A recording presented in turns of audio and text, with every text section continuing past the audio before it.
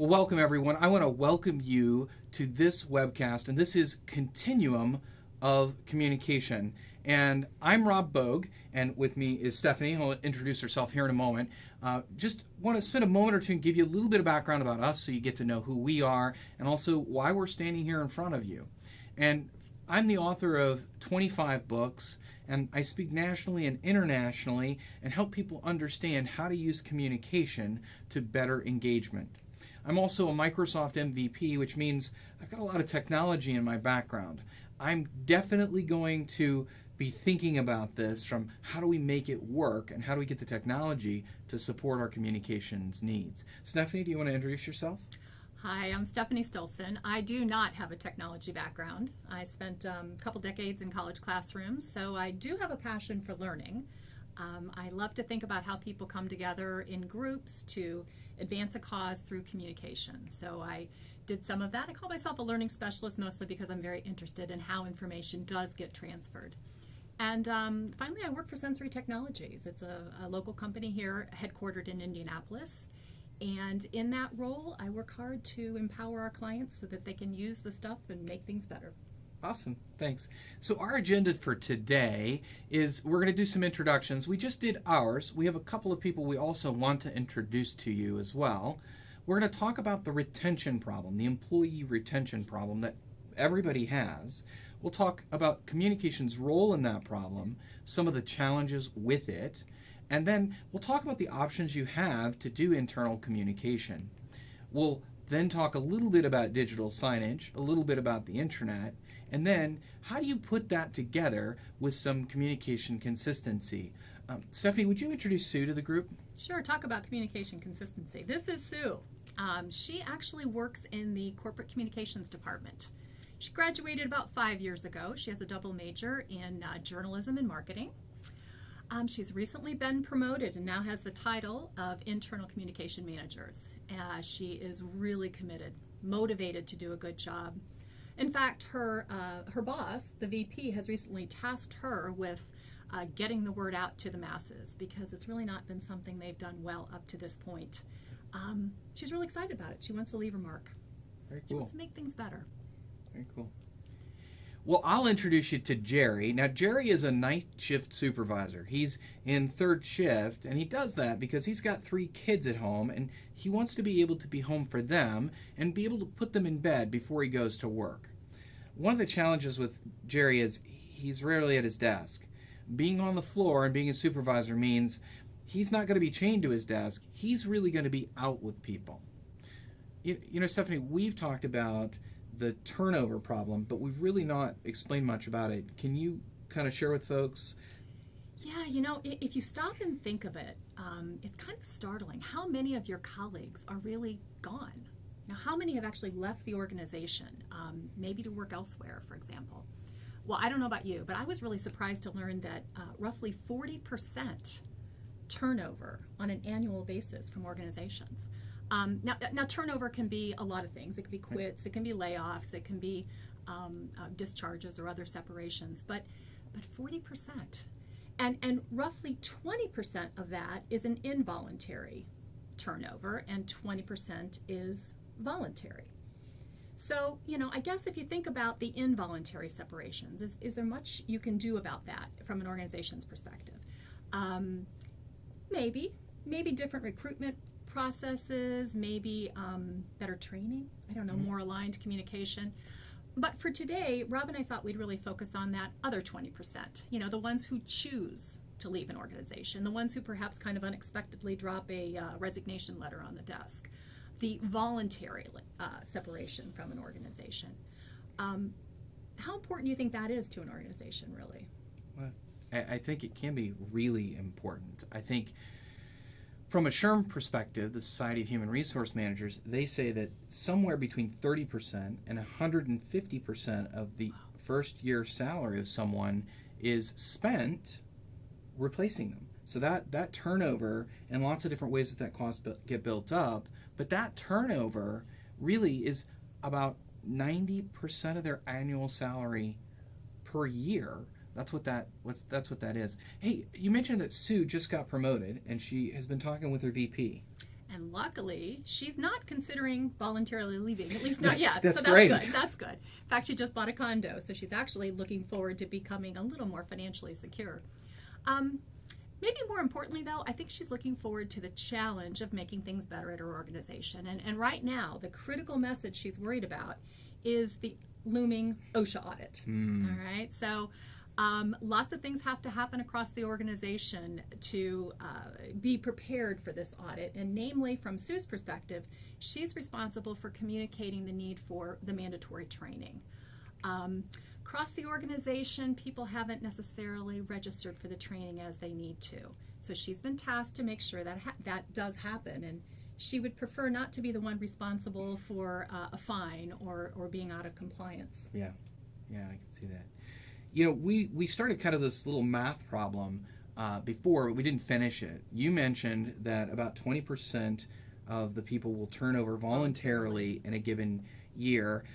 I mentioned that the SHRM numbers seem to say that that's about 90% of their first year's annual salary to replace them. But when you put that all together, that means that you're spending about 18% of your organization's annual payroll on turnover.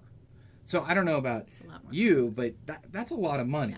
Yeah. That's who wouldn't be worried about that? Right, exactly. And I think that the key to how do you reduce that turnover, how do you improve their engagement and generate lots of value for the organization is communication. I think that's the place that you have the greatest opportunity for impact. That's why we're here today. Right. And so I think I want to go back to Jerry, because while Sue's having a great time, Jerry's not really having such a great time. If you can call an OSHA audit a great time, yeah, right? Well. So it's night shift. He's out with his friends. He's out on the line, and they start talking about what a great time they had at the company picnic.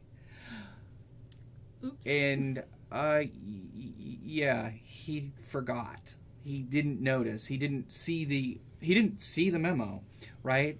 And he begins to wonder what else he's missing, right? So here he is supervising people, and he just totally missed the company picnic, right?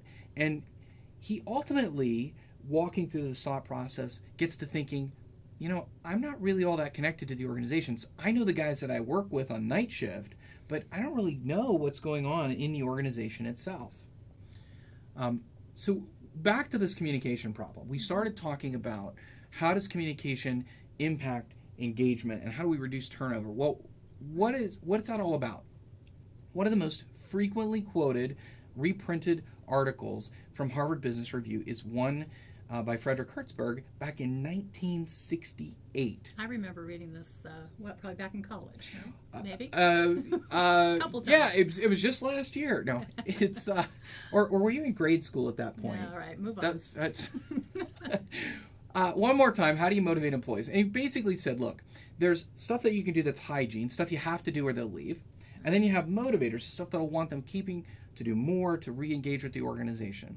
Now, most folks, when we talk about why do people leave, they instantly go to salary. And you'll see on Hertzberg's work, salary is really not a very important motivator. Surprising. It's a very low motivating factor.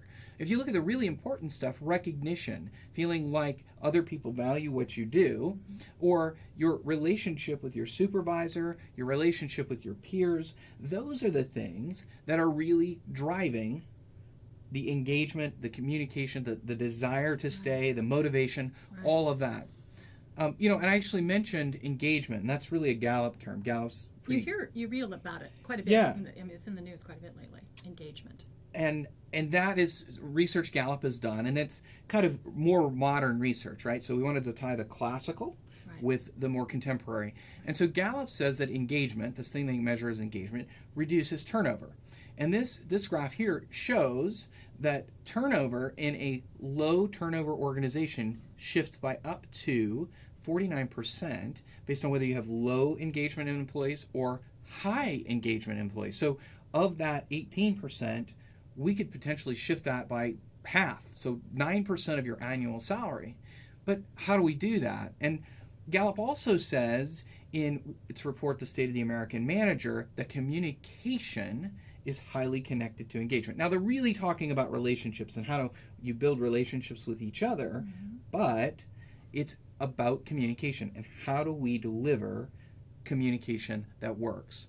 So speaking of relationships, Sue took some friends out to lunch. She did. Sue has several relationships that she values at work, and they're enjoying some lunch today and kind of talking shop. And Sue mentions that she has this safety training registration pending and that people aren't signing up for it. In fact, she just took a call from the caterer, and he's all frustrated because she can't give him a lunch count. And so she begins talking about the fact that she had offered several different ways for people to register. They had the sign-up sheet, and they had a form attached to an email.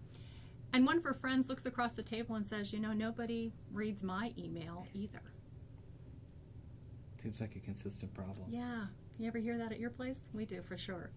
So eventually the friends kind of stand up, right? They pay their tab, they tip the waitress, and they move on. But Sue continues to think about that. Here she is, a internal communication manager, and if people aren't reading her email, what exactly does that mean? Right. Yeah. Right. Well, so what are we talking about when we're talking about communication? And I think, Stephanie and I obviously know that, but I wanted to talk to you about what is included when we say communication and what really isn't. First of all, we're talking about internal communication. We're talking about how do you communicate with employees. This is typically one-to-many kind of thing. It's a broadcast. It's a few people talk to lots of people, and that is this internal communication. And ideally, this is in an arc where it goes from that simple one-way communication to conversations. And if you get into a really great organization, it really becomes a dialogue with open exchange, and there's a relative safety about it. And I don't think we're talking about going that far, because that's more than you can do with tools for communication. That takes a lot of trust in an organization and some development. So one of the quotes that we loved as we were putting this together was, the single biggest problem in communication is the illusion that it has taken place. Have you ever had that conversation and you're like, oh, good, we're on track, we know, and you come back later and you're like, that did not communicate at all. I thought you understood. Yeah. So back to Jerry. Jerry finally reads the newsletter. He sits down at his desk, rare, but it happens, and he notices last month's newsletter and discovers the upcoming picnic. That was prominently noted. Right, it was prominently noted. It was the main thing on the thing, but he just never got to it. And so out of that, he realized he really's got to pay better attention. He's got to make it a priority for him, but how does he do that? As we're talking about communication, I mentioned that we're talking about internal communication. There's a big key difference here. When you look at something like a lighthouse, there's an external communication, right? Big on the horizon, avoid the rocks kind of thing. But when you look at communication internally, it looks a little different. If you can see here in this picture has chips in the glass, right? Like, so internal communication looks differently than this external communication. So there's communication, and then there's collaboration. Another word that's kind of buzzy. It is kind of a buzzy word, and I love when I'm talking about collaboration. I'm like, so you want to conspire with your enemy? And people are like, no. That is one of the dictionary definitions. But we're not talking about this kind of tight-knit, close-together conversation and interaction. You work together to complete a goal. Right. We're really talking about how do you communicate a general sense across the masses. So sometimes the message doesn't get through when we're trying to communicate. I really like this slide because it really speaks to the heart of what communication is, right? Is your message getting through? That's what it's all about. Because it's not just about whether or not I sent the message, it's about whether you received it. And maybe even more than whether you received it, but did you understand it? Did you appreciate the importance of it? Perhaps did you act on it the way I intended that you would? By the way, that's kind of where we left Sue off, right? She's with lunch and she realizes that people hadn't been reading her email, and then it happened, right? One of Jerry's coworkers, a relatively recent employee, a new employee, he was injured. Not life-threatening, but serious. Bill was hospitalized, and it's unclear when he can again return to work. By the way, Bill hadn't completed his safety training. Uh-oh. Yeah. And Sue is pretty sure, in fact, she went back and checked. She knew that she sent the email, and she's also pretty sure that if he had attended the training, this wouldn't have happened. He would have known about the new procedures. She can't help but feel just a little bit responsible for what's happening. She has that moment. Something has to change, Rob. She has to come up with something, a new strategy. She knows other organizations must be doing certain things differently, and so she begins to kind of just reflect more and more, and comes to a point where she remembers something she learned in one of her marketing classes. It was Dr. Daniel Levitin, The Organized Mind, one of those books probably I know you've read a couple of times as well. And in it, he references the fact that, like, in 1976, there were probably maybe 9,000 products in a grocery store that we all had to sift through to find the items we wanted. Today, probably more than 40,000. Wow. Right? A lot of stuff that we have to pick through in order to find our targeted grocery list items, which for most of us is probably about 150. Right. So he goes on to note, actually, that our brains simply are not configured to handle so much stuff, so much information. Really, probably after 3 or 4, we become distracted, we become confused, we mismanage the information, we maybe even exercise very poor judgment. So Sue begins to wonder if perhaps she is contributing to this information overflow that happens in email for so many different organizations with the kinds of emails that she tends to send. And she begins to wonder, is it any surprise that the emails have grown, or that her employees, her colleagues, have grown rather immune to the impact of email? So Sue is concerned about how she can work with all the information and still make sure that her message gets through. There's this concept called signal to noise ratio. When there's too much information, we need to focus on what matters. We may need to even help others focus on what matters. So the term signal is often used to refer to meaningful content, whereas the term noise refers to content that is useless, less meaningful. In engineering, they talk about it being measured in decibels, right, as a ratio to sort of describe the clarity of the signal in a circuit or in a transmission channel. Sue, however, thinks of it as her message, as the content that she's trying to convey. How is it that she, from the corporate communications office, can more effectively send the messages that will indeed get through? Are there techniques for strengthening messages, ways to help the signal be differentiated from all of the noise? Roughly 50 years later, here we go, showing our age again. Roughly 50 years later, and this quote I was not present when he made the quote. Well, I wasn't there in the room. I remember reading it. It was difficult to read in college, but this quote, this perspective, I think is still revolutionary. I think it's still very, very relevant.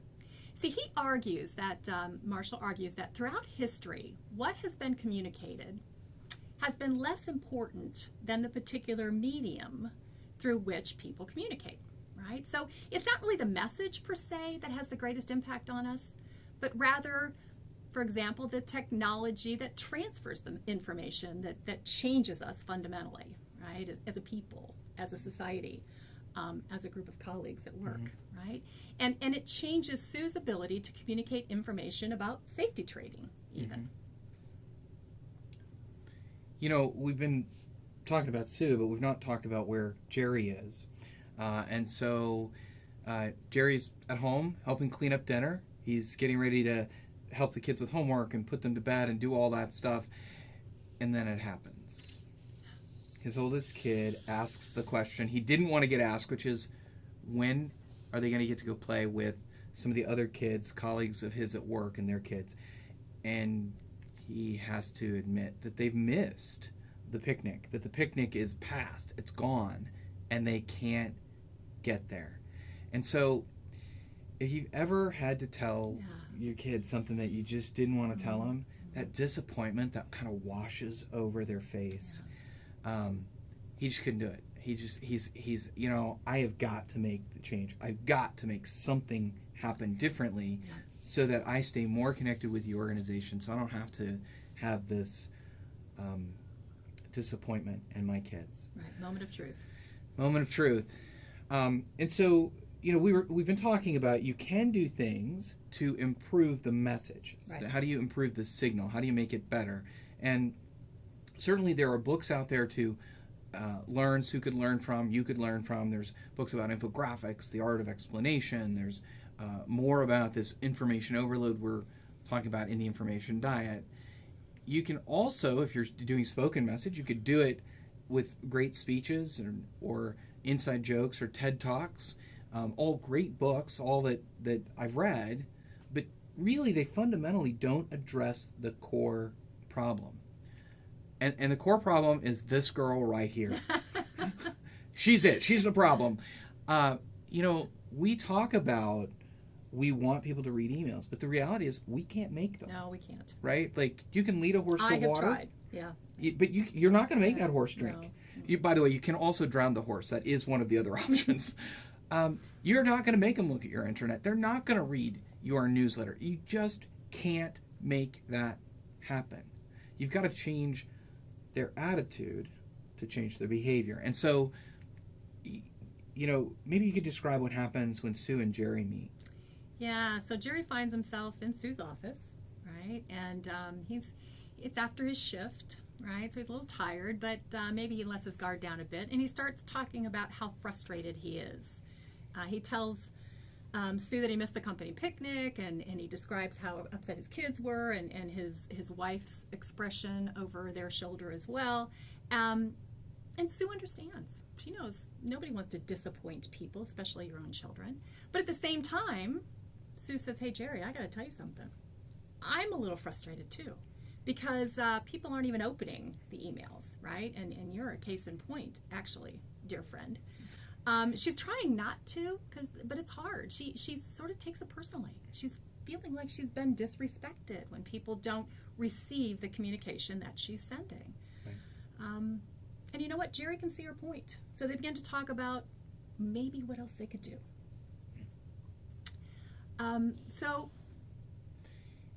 Dialogue. They had a really good dialogue. Yeah. That doesn't happen very often. We talked a little bit about dialogue being the end point you'd love to get to as an organization, right? It's this one-on-one or one-to-few. It's a small group of people around a water cooler. And the great thing about that as a communication style is it's very emotionally engaging, right? It really drives people feeling like they're connected. It also is really time-consuming, right? How many people have heard you can't just stand around lollygagging all day and talking to each other, and sometimes that's what it feels like. And we have employees that work remotely now too, that are in different offices. So this opportunity to really come together easily and kind of serendipitously. Yeah, it doesn't work quite so well, and so we have a face-to-face need in it, and it's got a really good interactivity to dialogue, and that's what makes dialogue work. One of our other communication options is bulletin boards, and they're static one-way messages. Right? They may be cheap, they may have persistent messages, yeah. but they're not really interactive, and you really also can't get a ton of reach with them. It's only the people that pass by that particular bulletin board choose to notice it.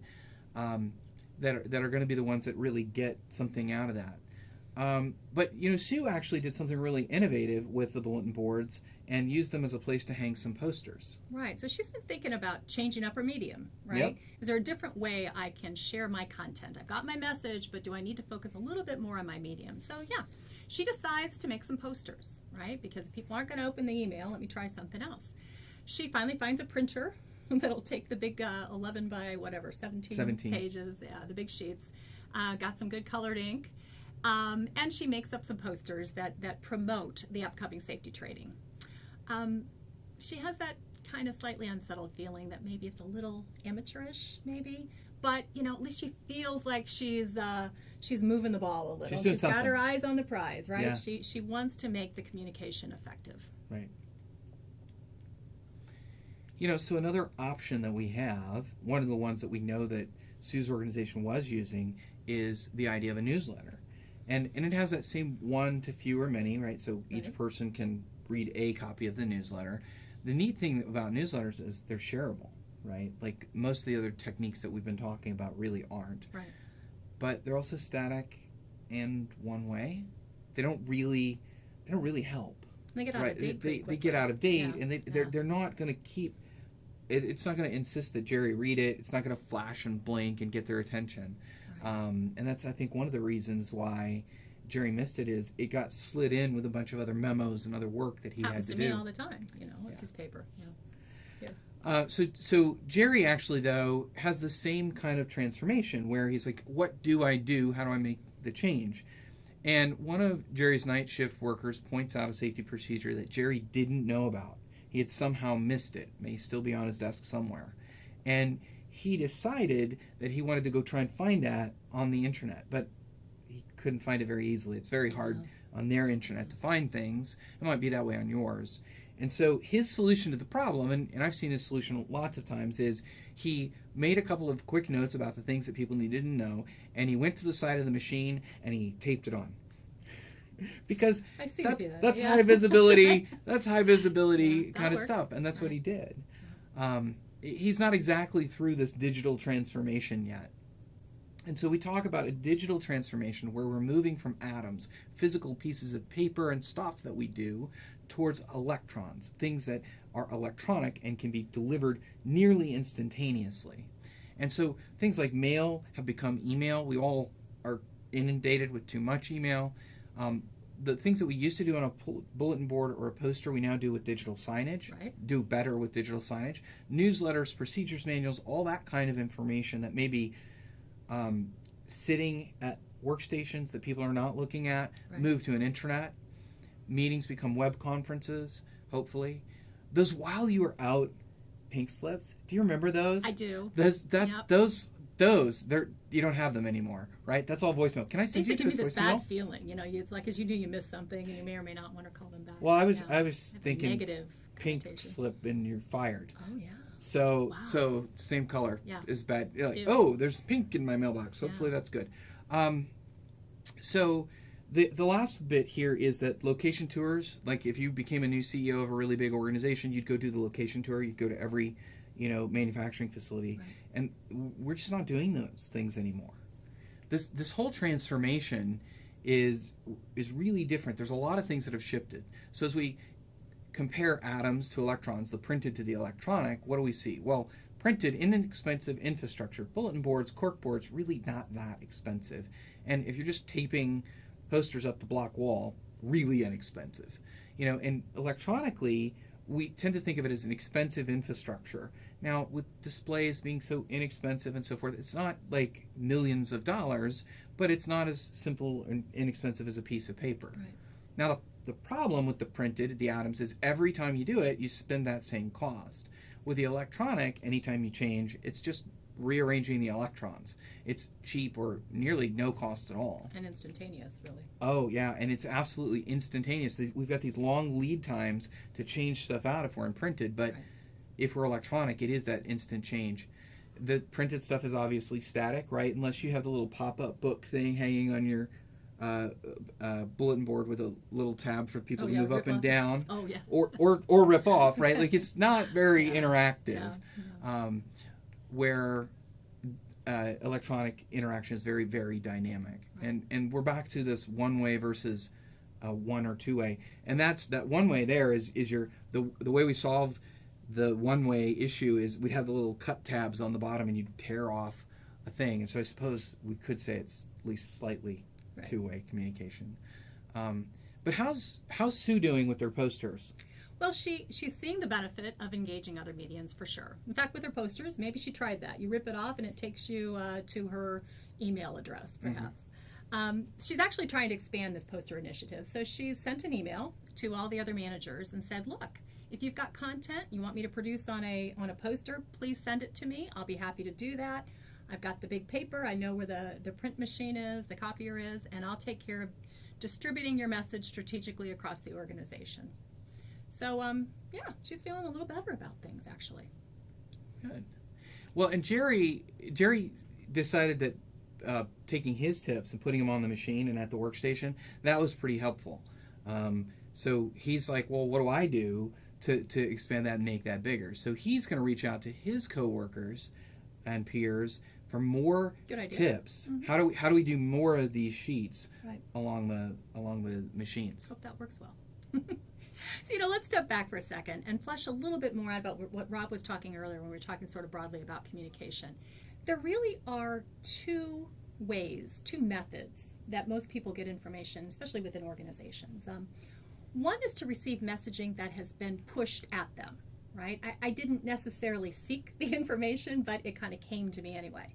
And the other is to receive messaging because I went looking for it, right? So we might refer to one category as push messaging and the other is pulled messaging. And I guess there are reasons you might use one or the other, and maybe we'll get into that later. But in a minute, we're going to talk about two specific methods or two specific medium. And one of those are predominantly a pushed method and the other a pulled along this continuum of many choices. But before we do that, let's actually touch back with Sue and see how things are going. So she asked the managers to send in content, right? I'll make How'd that work for her? Well, somebody did. Oh, good. From accounting. And that's thrilling. Yeah, there was some information about an upcoming discount at a theme park. Oh, right? Okay, that's good. Trouble was there were like 15 different dates you could go, and they all had different hours. And the process you used to get tickets for each of those dates differed, but Sue had promised, so she did indeed put the poster up in strategic locations, but already she's very worried about how she's going to keep these posters current, relevant, helpful to her employees, because she knows it's about the message getting through, not just sending the message. Right. Yeah, I should probably update you on Jerry. He sort of ended up in the opposite situation. Okay. Right? So he gets a mountain of tips. Right? Like which was basically everything you ever needed to know about anything. They started talking about why the earth cooled and why the sky was blue. And so his response to that, what do? You say you're going to publish stuff. So he puts out a binder. And it's the kind of binder that when you throw it on a desk makes the thud that you're worried if the desk is going to give way. Right, a little dust flies up when you... Yeah. So as he finishes putting that binder together, it's a real big question about how many people are going to use it. Like, how do people learn? Right. And maybe you could share a little bit about how people learn. This diagram is actually very interesting. It shows something about different strategies, different ways that we do come to acquire information, right? And specifically, how much of our learning actually occurs because we're actively searching and browsing for it versus how much of our learning really occurs because we're simply monitoring or kind of just existing, just being aware. So there's a spoiler alert here. Are you ready? Yeah. Yeah, we don't do much searching and browsing on a regular basis. Not at all. Not very little active directed searching. In fact, it's 6%. It's really, I think 1%. Really, that gold for searching, part. That where you were actually directed. Yeah. Right. Undirected browsing is the orange one. That's 5. So you're right. 5 plus 1, it adds up to roughly 6%. However, if you look at the other indicators up there as a by way of comparison, 94% of the information that the average person acquires, right, is passively obtained. Right. It's either directed monitoring, that's the gray, 14%, or it's undirected, just sort of very much being unaware or being aware of your surroundings. Yeah. So I don't know about you, but I was kind of surprised that as a species. Well, and as educators, I think both of us are educators, and it's like we'd like to believe. We like to believe we're way more important than we actually are in the learning process. An enormous amount of information comes to all of us, our students included, very passively. Yeah. And that should tell us something for someone like Sue, who's responsible for internal corporate communication, that you need to put information where we can rather passively receive it. Yeah. And Marcia Bates, who's responsible for this research here, she goes on to suggest that we get so much information through our just natural conduct of our lives, right? The flow of people around us, our relationships. We pick it up so easily that these passive habits of ours continue to be strengthened. Yeah. So kind of good point now to circle back with the posters, right?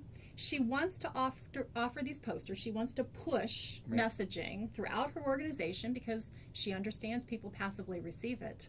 But at the same time, the details from the other managers and printing the posters and walking them around throughout the organization and the content getting updated, pushing in all those thumbtacks, it's just not feeling like it's effective. Hey, what was that disorder people were getting now from thumb texting? They were getting carpal tunnel in their thumbs. I heard about that. Yeah, I don't think thumbtacks do that though. No, well, that's a good thing.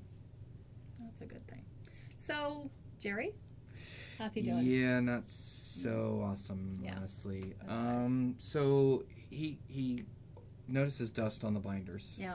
Right, and it's manufacturing. There's going to be some dust, but when you go to blow it off and a smoke cloud appears or a dust cloud appears, that's a little bit much. And so what he realizes is no one's really using them. And he obviously starts to wonder, well, how do I start to deliver information? Right. So we know the media matters. Right? We do. Yeah. And we know the content matters. Mm-hmm. We know that most messaging should be pushed to people, right? It should be dispersed so that people can acquire the information casually, serendipitously, I mentioned earlier, consistently, repeatedly. Yep. And it has to be done in a way where that information can be refreshed in a timely manner. Yeah. Easy. It has to be refreshed frequently. It has to be refreshed in a way that is intuitive for people to be able to do it. And here's where I'll mention digital signage, actually. I think you briefly referenced it earlier. But it is surfacing as a very powerful tool for internal communication for some of the reasons we've actually mentioned, some of the things that Jerry struggles with and some of the things that Sue struggles with. It's a very strong medium for the type of messaging that needs to happen within an organization. Today's digital signage can be purchased as a service, right? So it's very easy for someone to dip their toe, or an organization to dip their toe in the water. You can use existing hardware even, right? So you can just order a player, slap it on the back, flip the switch, and you've got network signage. So scalability is very easy to digest from an organization's budget. There are reasons maybe you would want to use commercial grade displays, but you really don't have to. Consumer grades work as well. And again, that content can be refreshed very easily. Anyone that has access to a computer over the internet is able to very easily upload new content, keep it fresh, pull in content from those managers, and you avoid the carpal tunnel in your thumb, I guess. Now it just goes to your wrist because you're typing it in. Oh, good. Yeah, well, can't have everything now, can we? So Sue decides, perhaps I will explore digital signage, right? So she puts it in a budget, puts a proposal together. She's going to try putting digital signage up instead of half of her bulletin boards. She'll start slow, right? So she's going to swap out half the bulletin boards and put up some digital signage. She'll manage the messaging initially, but out of her corporate communications office, but she knows that these templates, she can actually turn over management of certain slides to other departments if she decides to go down that path and bring more people into the messaging. So we're hoping that perhaps this can expand upon her poster initiative. Great. So push is really good when you need to get the message out to create awareness. That's the really good thing. But when somebody needs more in-depth knowledge, that's where they're going to go pull. They're going to go dig deeper into what's happening. And before I get into that, let's talk a little bit about Jerry. And so now he's got a binder that's not being used, and he stops by Sue's office again. Sue is starting to know Jerry's going to show up when she walks in the door. And what Sue figures out is that she can give Jerry some access on information findability, how we find information, the tools that we can use to improve that, and he'll probably go start to study information. He'll start to think about information architecture and search because he actually cares about this problem and he knows the most about it. So when we were talking about digital signages, one of the things that I tend to think about is walking at the grocery store and you have the tabloid magazines that have the headlines, right? And I never read those. Do you read those? No, I don't. Okay. I don't. I just wondered. But I have to tell you, I look at them and I cock my head and I'm like, that's news? Yeah. Really? That's important? But Captures your attention. It does capture your attention. And that's one of the great things about a push medium is it gets your attention so that you can get to a point where you're like, oh, I've got to know more about that. Right. And that's that dig deeper. How do you get into the full article? Do you pick the magazine up? Do you buy it then? Do you open it up? Or do you wait until you need that information later, right? So you've discovered it. Marcia Bates says you were just aware and you discovered it and you go, oh, I remember it was an article and it was 3 weeks ago or 3 months ago in Popular Mechanics or whatever. And then you go to an archive and you go to the archive to find the article so that you can read the details. And that is what you do with pull medium. So like an intranet or something like that. It is also, an intranet's really good for timeless information. So we've been talking about, I bridged into, there's the new information, but it's not new forever, and you might want to go back to it. The other kind of information that you would hold on, say, an intranet would be this timeless information, the policies, the procedures, the stuff you've got to go back. You get it the first day, and then you never don't really ever need read it again. We sign the paper. Hey, I've read everything in the employee manual. Yeah, no. And so that's what mediums like an intranet do. Is you have a pull, and it creates a repository for you. In fact, the biggest thing about an intranet is actually the ability to search. And Bernard here, he's a Saint Bernard, so his name is Bernard. Bernard here, or the search tool on your intranet, allows you to find that information. So if you're trying to find the magazine and you just remember one keyword from the title, that's what search is for. That's what search is designed to help you with. And again, this is where you're going to pull the information out as opposed to passively experience it and get it pushed to you. Right. And I think, we're here together talking about this idea of synergy where when you can put together a comprehensive communication plan, like you would an integrated marketing plan, but internally you put together a plan that has 1 + 1, you can actually get 3. Yeah. You don't get 1, you don't get 2, you get 3. And maybe you could talk about Sue's results. And that's exactly what she was hoping to do with digital signage, to get that 1-2 punch that adds up to 3. Right? So she worked with her technology partner. She's got her digital signage up and running. Her project was approved. And one of the things she was worried about was where exactly she would get that content to feed the digital signage. Right. But here's again where that synergy between the two medium really helps, because there already was a process in place for submitting information to the intranet. Yeah. Right? So she just kind of layered on a process that helped feed the information that already was being submitted to the intranet and repurposed it for digital signage. That's great. It wasn't like she had to recreate everything. She could just simply curate the new content. And sure enough, content's flowing in. The messages now are being pushed and pulled simultaneously. That's awesome. And she's feeling like the messages are getting through. That's great. Jerry? How's he doing? He's doing okay. He's been popping in her office. He's been popping in her office a lot. He's been talking to her, and he starts to use email too. By the way, he's like, hey, that email thing can make it. It has its good points. Right, and he doesn't have to stick around till Sue gets in the office and hijack her day. But they figured out kind of how to reorganize some of the content on the internet to make it be a little more findable. And he also figures out how to tweak search. So Sue shows him, enables him to start to manipulate search so that certain things which are important, say safety items, can bubble up to the top of the search results, which allows him to not have to have the binders or the pages tacked to the side of the machine. And so that's our synergy, right? Our synergy is, how do you take the push in digital signage and back that up with pull from an intranet, and ultimately that gets you to reduce turnover. We increase engagement through communication and fewer people turn over. And I think that requires an alignment between the two medium. You have to understand that what you're pushing and the things that you're allowing to be pulled have to match, but it allows it to happen. It's something that takes away some of those barriers and the friction. So we wanted to leave you with 3 steps to taking action. And before I do that, I want to pause just for a second and say, if you have a question, now would be a great time to start entering that question, because we're wrapping up the pre-Q&A portion of this webinar. We'll want to get your questions in. So now's a great time to start keying in whatever questions that you might have. Or comments or thoughts. Or comments, thoughts, certainly we've neglected a lot of stuff that we'd love to talk about, but we just didn't have the time for it. So the first thing is evaluate which medium you should use. There's a continuum. There is a the continuum. Point. Right. Yeah, there are still bulletin boards in Sue's environment, right? There's still situations where Jerry does have things taped to machines. There's all sorts of ways to communicate content, and you got to pick the one that works right for the amount and the type and the urgency of the information. Right.